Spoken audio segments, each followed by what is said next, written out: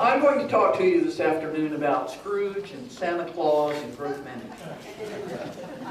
A fiscally conservative government should act like Scrooge. They should not give away money like Santa Claus, or like the nice fellow in the white mustache in the Monopoly game, just because you pass go. A fiscally conservative government should have rules, and they should follow them. They should not act like Donald Trump, claiming to be a great deal maker and then going bankrupt. Our comprehensive plan, bless it, requires fiscal conservancy. It notes that the county has fiscal limitations and that the comp plan should be used to control growth pressures and protect local taxpayers. Specifically, the comp plan says in section 1.5e, fiscal conservancy should be a major public value underlying the continuing development review process to assure that funding for adequate public facilities is assured prior to approval of new development, and the county policies facilitate efficient and cost-efficient provision of services. The county shall formulate and carry out necessary fiscal management policies and practices, including impact fees if needed, to assure fiscal conservancy. By fiscal conservative, we generally mean being careful with money. We call that being businesslike, because a businessman is acutely aware that the cost of inefficiency and waste comes out of his own pocket. Unfortunately, some folks have gotten confused. They insist that being pro-business is the same thing as being businesslike. For government, pro-business should mean a level playing field where everyone's treated equally, predictability and the rule of law, and keeping taxes low by not wasting money. In local politics, saying you are pro-business and being businesslike are not the same thing. If private businesses did favors for friends at the expense of the business, signed vague and unenforceable contracts as a favor to a friend, failed to monitor performance, and generally gave away the store to any business they did business with, they would go bankrupt. The whole idea of business-like competition is being careful with money. The same thing should apply to running government in a business-like way. It is certainly not about supporting special business interests at the expense of local residents. That's not good for other businesses. It's not good for taxpayers. It's not good for the community's long-term economic health. Martin County is a good place to live. We came here because of that. If Martin County was ugly and unpopular, lobbying to break our comp plan would not be such a lucrative exercise. It's interesting to look at the campaign contributions versus population in other parts of the state. You will find that Martin County costs more per capita running for office. Developers actually give more money in relation to the population numbers here than they do in Miami-Dade. That's because it pays so well here to have your own commissioner arguing that he is voting for your project because he is pro-business and it will bring jobs. Since 2000, the Martin County Commission majority has claimed to be pro-business. While cynics see it as giving away the store to those who contribute to their campaign, they tell us proudly that they create jobs. They get free facilities and save taxpayers money by making deals with developers. They lower taxes for homeowners by expanding the tax base. They take a business-like approach to running government. They don't waste money. And if the county approves more development, growth will happen and the recession will go away. None of these things are true. Facts are a lot of fun. They're also very useful. Arguing theory forever gets you nowhere. Looking at the real world, looking at what works and what doesn't work, is the only intelligent way to make decisions. First point, does a booming building decade and a pro-development commission bring jobs? No, not according to the census figures. Martin County's non-agricultural jobs went down from 2000 to 2010. You say we had a recession. We also had the biggest boom in history. And from 2000 to 2010, jobs went down in Martin County. In 2000, there were 49,660 non-agricultural jobs, and by 2010, it was down to 48,000. This happened while a pro-development commission bragged that their pro-business approach was bringing jobs to Martin County.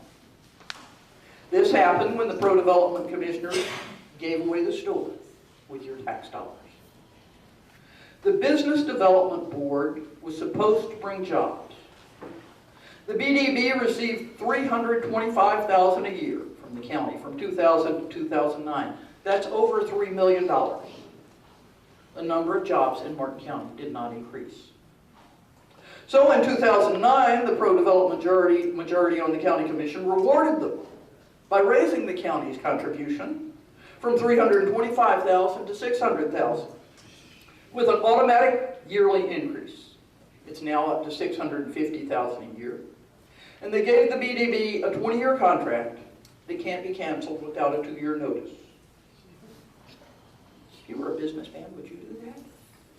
The county spent tens of thousands of dollars of staff time defending the BDB in court because they were breaking the law. The BDB spent $265,000 of your money on lawyers' fees and costs to defend their right to not tell you what they were doing with your money. The county paid $75,000 for legal costs because they let the BDB ignore the law. The court case was filed because the BDB insisted that they should have taxpayers' money, but they should not have open meetings, and they should not obey the Sunshine Law. Accountability is a basic requirement for a fiscally conservative government. Claiming that a government board that spends taxpayer money doesn't have to be accountable because it is run by and for business people is an invitation to inefficiency and to corruption. The BDB failed to spend money wisely or in a business-like way. 93% of their budget was for salary and overhead. They're holding on to a $300,000 CD, supposedly to build themselves a building. BDB employees have nice jobs, but they have not helped Martin County residents get jobs. In dealing with the BDB, the pro-business majority on the county commission failed to be businesslike. They threw money at the problem without accountability. They did not increase jobs. They did not wisely manage contracts. They allowed laws to be broken without consequences, and they allowed taxpayer money to be wasted. Second point, by freeing commissioners from the Sunshine Law and the strict requirements of the comprehensive plan, is it possible to get a better deal for taxpayers?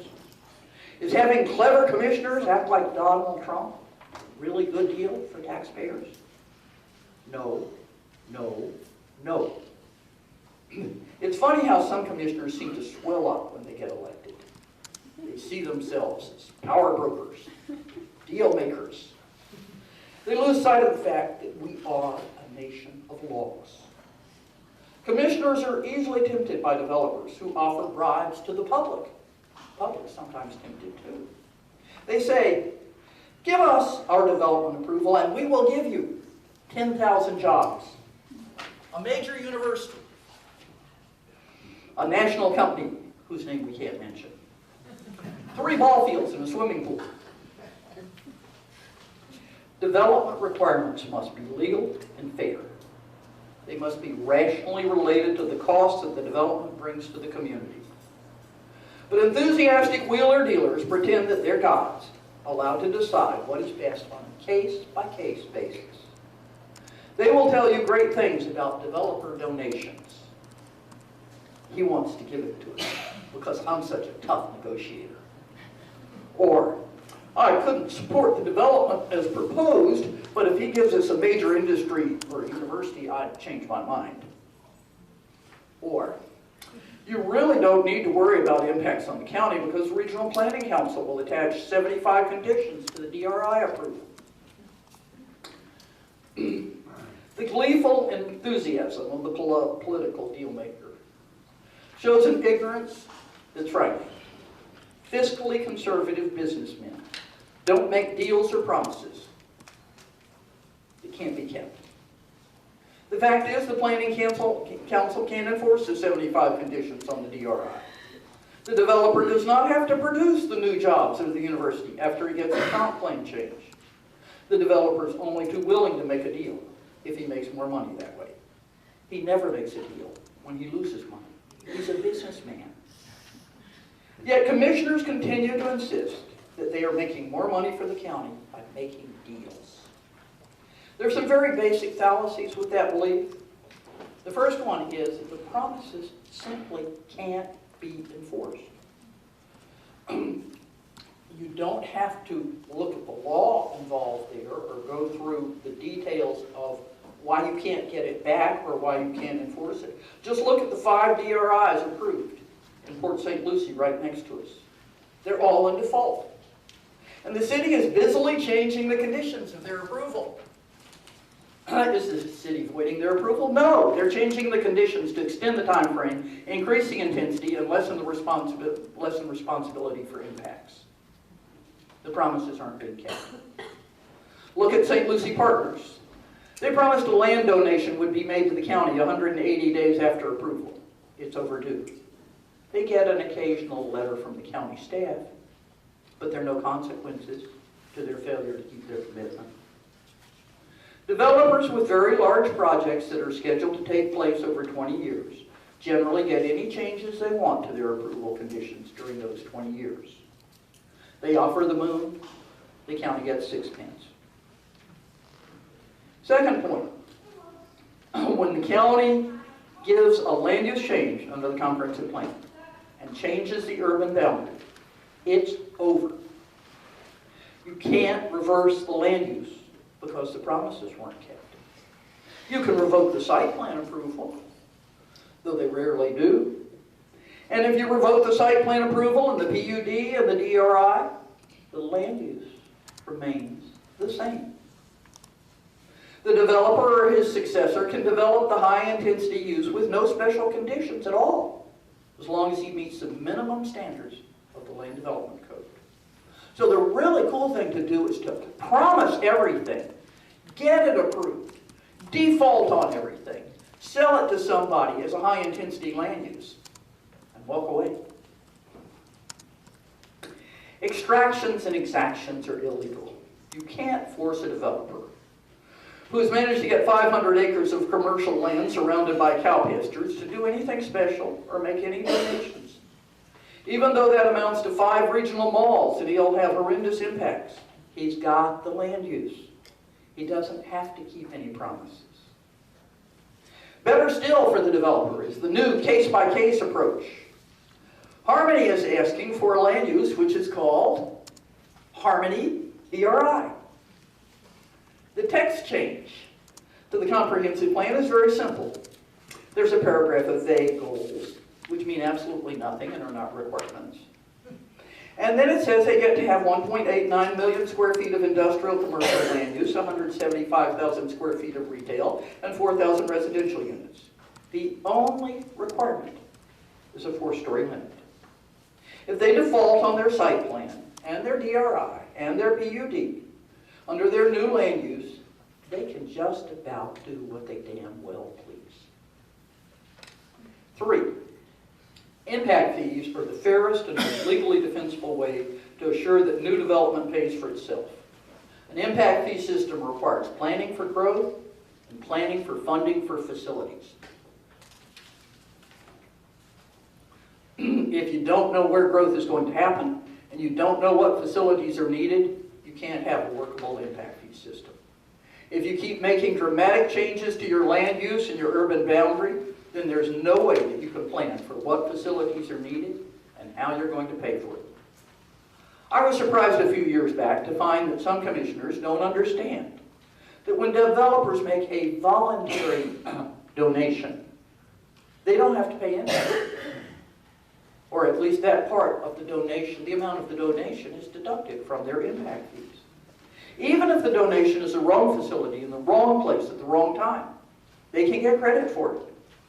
Meanwhile, there will be a gaping hole in the budget for impact fees for facilities that were planned for and that were needed.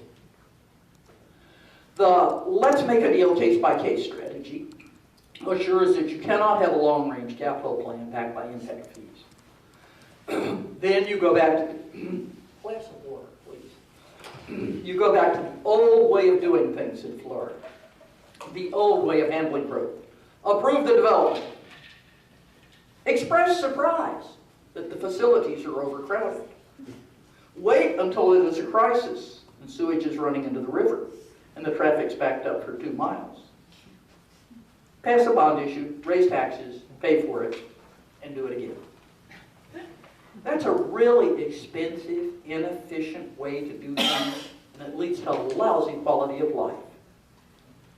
Our commissioners have recently come to look at impact fees as slush funds, rather than tools for planning and funding facilities. A majority recently decided that they wanted to use sidewalk impact fees for economic development.